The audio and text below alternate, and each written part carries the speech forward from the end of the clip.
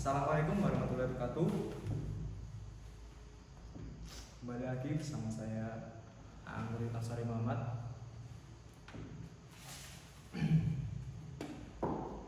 Di sini kita akan bahas materi tentang dampak sosial informatika.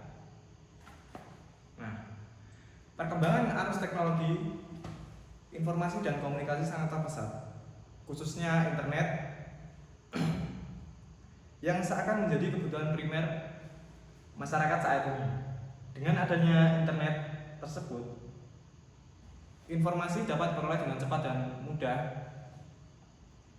Banyak sekali informasi yang tersebar di internet, khususnya seperti data maupun informasi. Namun hal ini menjadi perhatian bagi masyarakat semua untuk dapat melindungi data yang dimiliki seperti data pribadi dan keluarga.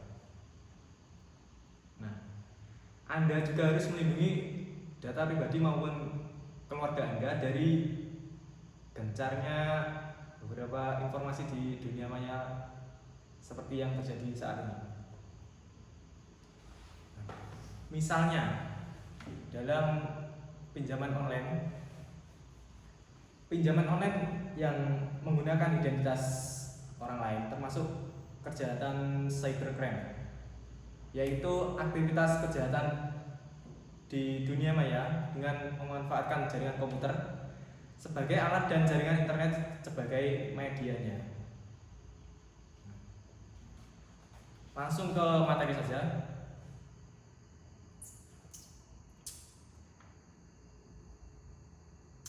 Yang pertama, pengertian data dan informasi. Menurut KBBI, data diartikan sebagai keterangan yang nyata dan benar.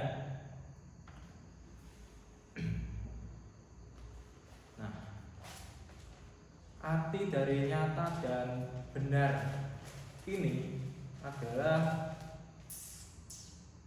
menurut Kamus Besar Bahasa Indonesia KBBI, data diartikan sebagai keterangan yang benar dan nyata tadi bisa disebut kita dapat lebih mudah melakukan berbagai pencarian maupun jenis pencarian itulah dalam menemukan informasi. Nah, secara etimologi, istilah informasi berasal dari bahasa Prancis kuno yaitu informatinum yang memiliki arti, ide, kode atau garis besar. Dalam arti umum, informasi adalah sekumpulan data yang diproses dan dikelola sedemikian rupa sehingga mudah dimengerti dan bermanfaat bagi penerimanya. Selanjutnya, menurut Otomo, terdapat beberapa faktor yang menentukan kualitas informasi. Yang pertama, keakuratan dan teruji kebenarannya, yaitu artinya informasi tersebut telah akurat dan telah teruji kebenarannya dari berbagai sumber maupun informasi di luar lainnya. Yang kedua, kesempurnaan informasi. Informasi yang disajikan haruslah lengkap tanpa adanya pengurangan, penambahan maupun pengubahan ketika menyampaikan informasi tersebut. Yang ketiga, tepat waktu. Informasi harus disajikan secara tepat waktu mengingat informasi akan menjadi dasar dalam pengambilan keputusan. Selanjutnya, jenis-jenis informasi. Yang pertama, berdasarkan kegunaannya. Informasi berdasarkan kegunaannya ini ada dua ya. Yang pertama, informasi yang menambah pengetahuan, merupakan informasi yang dapat menambah pengetahuan yang belum diketahui sebelumnya. Misalnya informasi tentang astronomi. Yang kedua, informasi yang berdasarkan penyajian. merupakan informasi yang dapat disajikan ke dalam beberapa bentuk seperti berita, artikel, esai maupun koran-koran lainnya. Yang kedua, berdasarkan sifatnya. Yang pertama, ya, berdasarkan sifatnya ini ada beberapa jenis. Yang pertama, faktual, yaitu informasi yang berupa fakta atau kenyataan yang dapat dibuktikan kebenarannya. Yang kedua, opini atau konsep, merupakan informasi yang menjelaskan pendapat yang dikemukakan oleh orang lain. Yang ketiga, deskripsi, merupakan informasi yang di dalamnya tersebut berisi segala penjelasan sesuatu secara terperinci. Yang C, berdasarkan lokasi kejadian.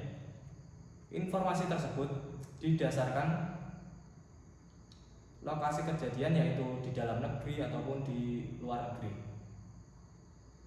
Yang D, berdasarkan bidang kehidupan. Informasi dibuat ke dalam beberapa kategori seperti pendidikan, olahraga, kesehatan, kesenian, gaya hidup, dan lain-lain. Selanjutnya, fungsi dan manfaat informasi.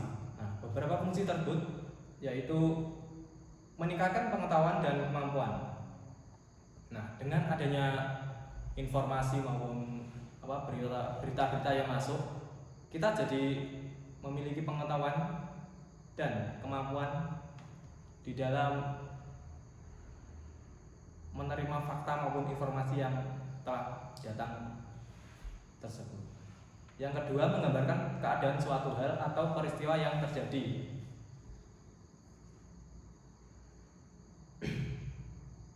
Nah, dari informasi tersebut kita bisa berimajinasi maupun memiliki gambaran di otak-otak kita tentang suatu hal maupun peristiwa yang terjadi yang diceritakan oleh orang tersebut.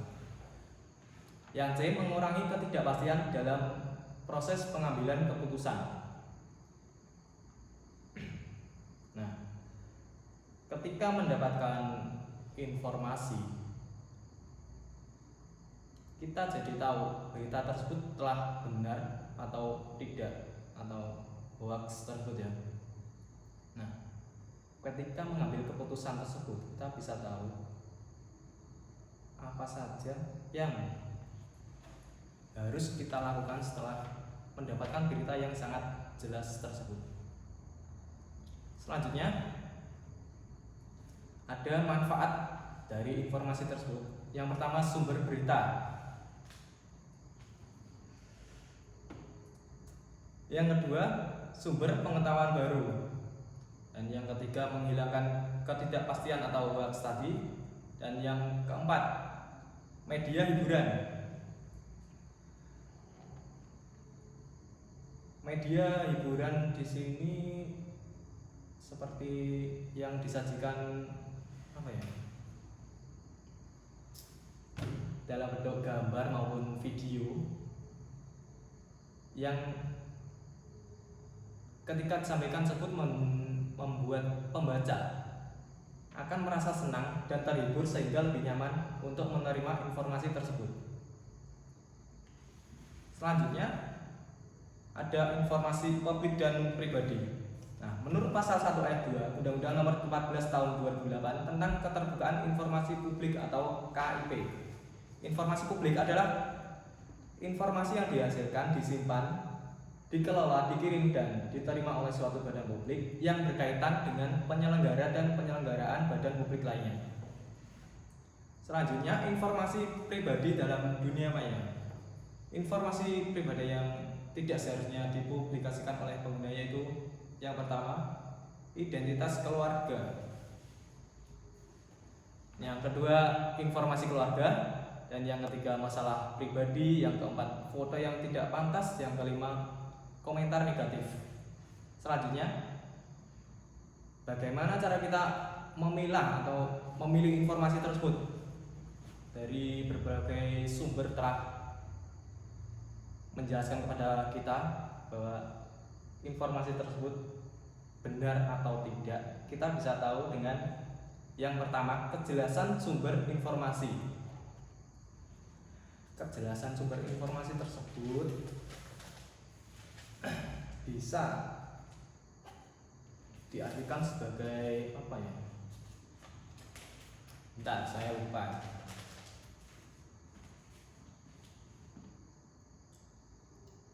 Nah, setiap berita atau informasi baik di media online maupun offline harus sangat jelas sumbernya.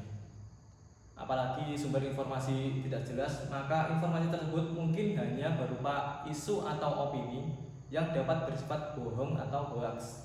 Yang kedua, disampaikan oleh orang terpercaya.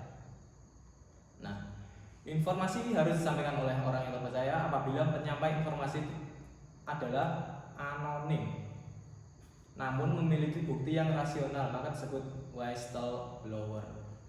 Yang ketiga, waspadai kata-kata provokatif. Nah,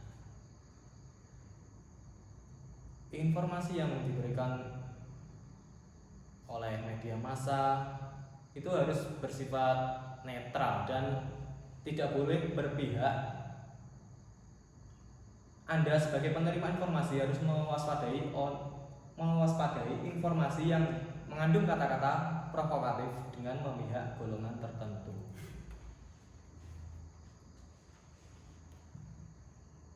Sudah, mungkin itu yang bisa saya sampaikan dari materi ini. Terima kasih. Assalamualaikum warahmatullahi wabarakatuh.